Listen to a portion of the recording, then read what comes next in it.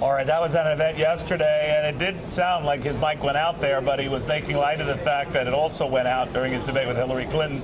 He has ribbed and reminded commission members of that ever since. Mike McCurry, commissioned for the presidential debate, co-chairman of this. Mike, good to see you. Good to be here. He doesn't let go. All right. I think he was having some fun. Absolutely. Now that he was just at our expense. Yeah. What happened with the mic?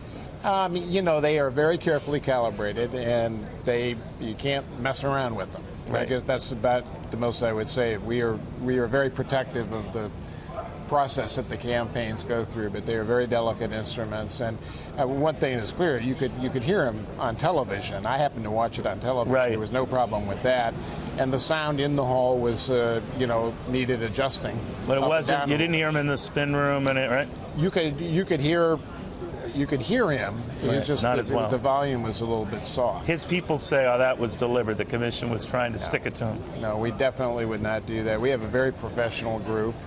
The commission itself is made up of Democrats, Republicans, Independents, no political more Democrats, affiliations. Right? No, I don't think so. Actually, really? I think I only know about half of the political affiliation of the 16. But everyone associates you with your days working with the Clinton as spokesman for the Clinton administration, so they think that you have a vested interest in helping Hillary. Well, I don't. Really? I like her and I know her, obviously, but I have no role in the campaign, haven't been in politics for a long time. I actually teach theology now at a seminary. So what happened? It's called atonement. It's a guilt complex. Let me step back from this, though. You always hear it, and talking to Frank and others, I know what you're talking about, because we had a third party, Gary Johnson and Bill Weld here earlier, saying it's a pity third party guys aren't here. That you change the rules for them, that it used to be a lower threshold for Ross Perot in his first debate. Now it's much higher for them. How do you deal with that? Well, that goes way back. The 15% threshold that we have actually goes back to the time in which the League of Women Voters ran the debates. But you have to have, according to law and regulation, you have to have some established criteria. Now, we set this criteria more than a year ago now. And so Gary Johnson, Jill Stein, everybody knew that they would have to get to 15% to be invited. They argue it's very tough to get there, Mike, as you know, because they're not included in a lot of polls, period. Well, they've been included. I think of the 5 polls that we use, they're included in all. They're all 4-way races. They weren't there. They have to deal with it.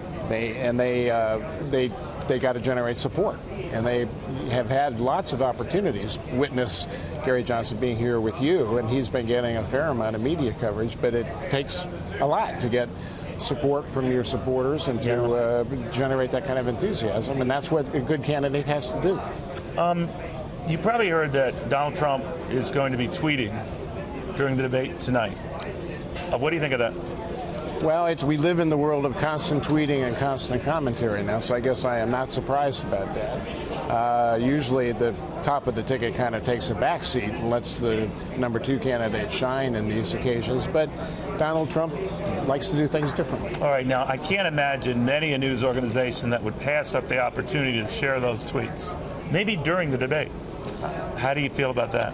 Well, that would trouble me, because I think we want to concentrate on what the candidates have to say. This is one of the rare, this is the only time that we get to see the 2 vice presidential candidates side by side, and getting a measure of them, what they're about, what they like to stress, and what their priorities are. That ought to be the focus, not running commentary. We don't have, Fox News doesn't do live commentary during the debates, and probably it would be best for others not to as well. But Mr. Trump can do what Mr. Trump wants. If they do, do you think ill of them? No, I think the media will have a very tough decision to make. Yeah. Do they stick with what the news is, the real event? If you knew that Donald Trump was, for example, I'm sorry, if you knew Donald Trump was, would you feel incumbent on yourself, especially news organizations that would carry those tweets for Hillary Clinton to tweet to keep it fair? Look, that's not up to us. Those are decisions campaigns make. Our job is very simple. We put on a debate. We invite the candidates to come to share their ideas and how it gets covered and what happens in the theater around the debates. That's really up to the campaigns and the candidates. How do you police the crowd in each location? Now, I know you try to keep it even. I think in the case of Hofstra, it was 1/3 Clinton supporters, 1/3 Trump supporters, 1/3, I guess, volunteers, and those who participate in the lottery. Is it roughly the same? Now, this is a different audience, I know, and it's like a town hall format. How do you do it? Well, the town hall participants will be, separately, and will be in the St. Louis debate. They'll be screened and picked by the Gallup organization. But the audience itself, we could try to keep very equal in the support. But how do you from both know? sides. How do you know people aren't going to try to hoodwink, or they shout and applaud? We scold them. Yeah, it's I like noticed about Lester the only Holt did that a couple of occasions. It's about the only job that the co-chairs have at the beginning of this, to go ahead and please ask people to remember it's not about them, it's not about the audience, and there are millions of people watching, and you don't want to interfere with the people at home who are really trying to pay attention to the debate by disrupting the debate itself. That's why these debates are very different from the primary debates. Now, the primary debates are about political parties choosing candidates, so naturally they're a lot more boisterous and partisan. All right, now, when you talk about trying to keep everyone happy, and people will look at you and your background, and you try very hard to be fair about this sort of thing, but people will pounce on things like the number of times a particular candidate is interrupted. Donald Trump, for example, was interrupted and or corrected far more than Hillary Clinton was, and his supporters seize on that to say it's a zoo. Well, look, I think in fairness, Lester Holt kept a good, firm hand on that debate, and that did require him to intervene a couple of times. But the interesting thing to me was after the debate and the days after the debate, there wasn't a lot of commentary about Lester Holt and the job he did, which usually indicates that most people said, okay, on balance, that was a fair job. They did mention, even those who like Hillary Clinton, well, boy, he sure interrupted Donald Trump a lot more.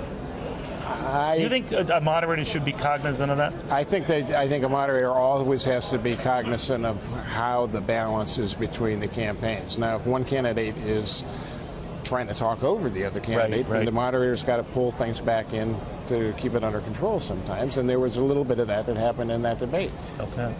Good seeing you. Good the theology thing, penance from politics, is that it? What? Is the theology thing penance from politics? Yes. It is. It's the doctrine of atonement. Mike McCurry, thank you very, very much.